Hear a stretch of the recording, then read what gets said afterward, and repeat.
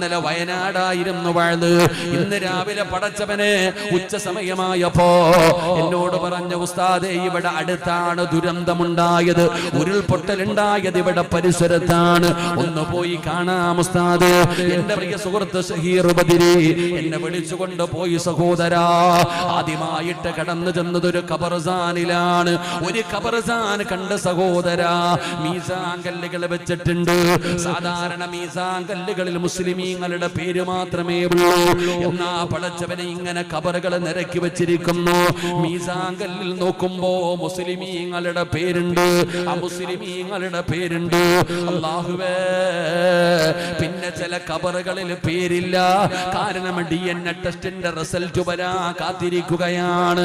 എന്റെ പ്രിയപ്പെട്ട സഹോദരാ, ഞാൻ ചുമ്മാതെ ഇങ്ങനെ ഒന്ന് നടന്നു നോക്കി. ചെറുപ്പക്കാരാ, ആ ഖബർസ്ഥാനിലൂടെ ഇങ്ങനെ ചെറുതായിട്ടൊന്ന് നടന്നു നോക്കുമ്പോ അതാ വെച്ചിരിക്കുന്ന ഒരു മീസാൻ കല്ല് വലുപ്പം കൂടിയതാണ്. ഒരു മീസാൻ കല്ലിന് വല്ലാത്ത വലുപ്പം കൂടുതല്.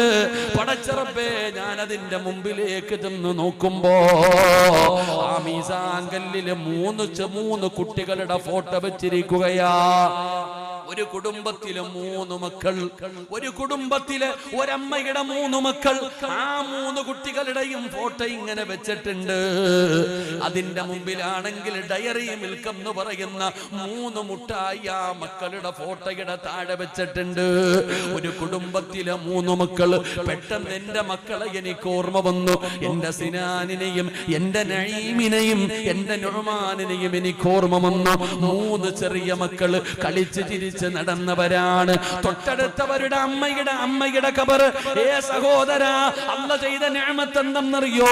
അവിടെ നിന്നും ഇവിടെ നിന്നും എല്ലാ ശരീരഭാഗങ്ങൾ കിട്ടിയപ്പോ കൊണ്ടുവന്നൊരു ഖബറിനകത്ത് ഇങ്ങനെ അടക്കുകയാണ്.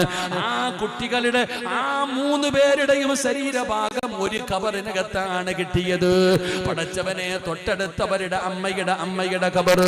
സഹോദരാ, എന്തെല്ലാം സ്വപ്നങ്ങളായിരുന്നു. ഉസ്താദേ, ഇനിയും ഒരുപാട് ജനാസ കിട്ടാനുണ്ട്. അവസാനം ദുരന്തം നടന്ന സ്ഥലത്ത് ചെല്ലുമ്പോ സുബ്ഹാനല്ലാഹ്, കാണാൻ പറ്റാത്ത ഒരു കാഴ്ചയാടോ. വലിയ വലിയ പാറകൾ ഇങ്ങനെ വന്ന് കിടക്കുകയാണ്.